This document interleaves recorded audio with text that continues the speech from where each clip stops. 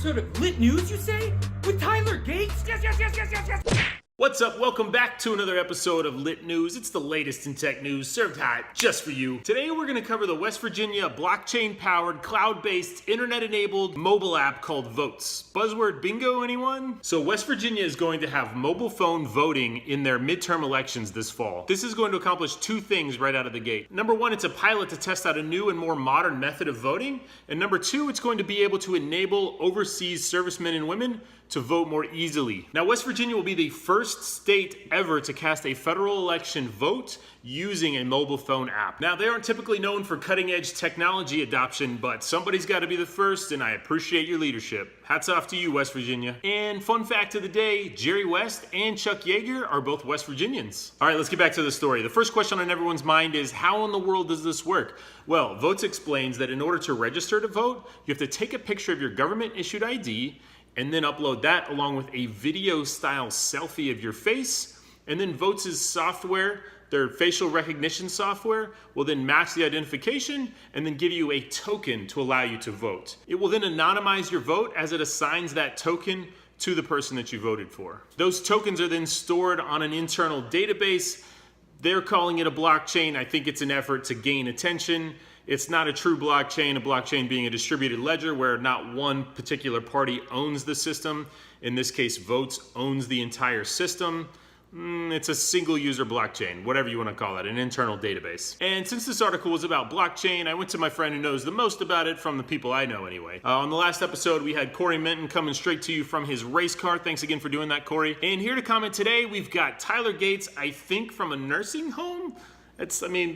Look at the chair and the curtains. Tyler Gates coming at you with some blockchain news today. So this is actually a really, really slick use case for what I think is going to be ultimately an absolute game changer for voting, at least in the United States, if not abroad. That said, this story has actually been really interesting because even though this is only a pilot, there's a lot of concern from the cybersecurity Twitter sphere, for instance, that is voicing concern over the security of the entire system end to end, including the devices that are being used, like a cell phone, the back-end systems that are being provided by the application developer so that there's actually something that someone can go and click through, right? And it's a really interesting conversation about how blockchain as a technology addresses a lot of the underlying concerns of a particular issue. It's why it's prevalent and you're seeing lots of companies leaning into it and developing their own code bases, looking at it for distributed systems, looking at it for all sorts of different applications where a distributed ledger that requires no trust between entities can be used to protect information or distribute information and decentralize it. In voting, it's great because it solves some of the major problems I mentioned, right? You have better access through simple technology that most of the United States has, like cell phones, and blockchain provides a really elegant method of letting a decentralized system utilizing all of those devices prevent fraudulent transactions, but also provide a high level of transparency. So you can go back through a blockchain ledger, verify that transactions were actually done. In this case, it would be that a vote was cast and that it was count and that there was only one and it came from an individual. But at the same time, that individual's identity is in the blockchain, but not necessarily tied directly to information that can be pulled from the blockchain. So their ID wouldn't necessarily be their voter registration information, and also who or what they voted for is potentially easy to obfuscate. You can just validate that a transaction was done and that transaction wasn't done fraudulently. So it helps to eliminate bad actors in a distributed system.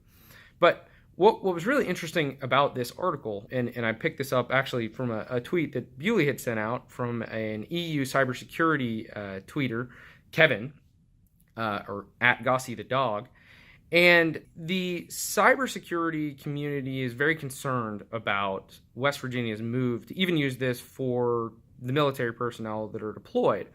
And they've highlighted a lot of the reasons why they're concerned about this. So blockchain in and of itself can solve a lot of problems inherently in how it operates. But that doesn't mean that a system that isn't well thought out and well secured end to end isn't going to have holes or problems or issues that can be taken advantage of by bad actors.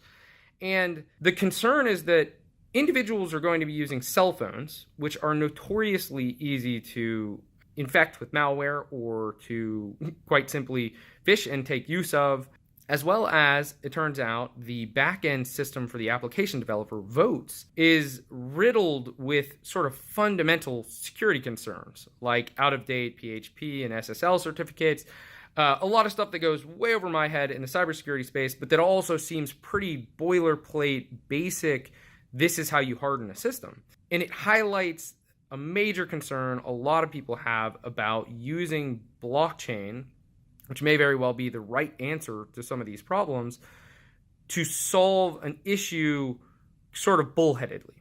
So I think this is a super interesting use case. I hope it works out really, really well for West Virginia and for Voatz. I hope they're successful in their efforts. And I'm also really pumped that the global cybersecurity and global blockchain communities are taking note of this kind of technological step forward and highlighting issues that hopefully result in, regulations effectively that help to control and provide best practices to secure a technology that's doing such amazing things. So I hope West Virginia kills it. I hope this blockchain experiment is a very, very good one. I hope, or pilot at this point, right? I hope this blockchain pilot is a huge success. And I hope to come back with you some more blockchain news soon. Cheers. Thanks for listening. All right, y'all, that's what's up for today with the Boston-based Voatz app that West Virginia is using in the fall. As always, if you have an update that's on fire, ping me. Let's get together. Let's create an update and share it with the world. All right, stay lit, fam. Catch you tomorrow.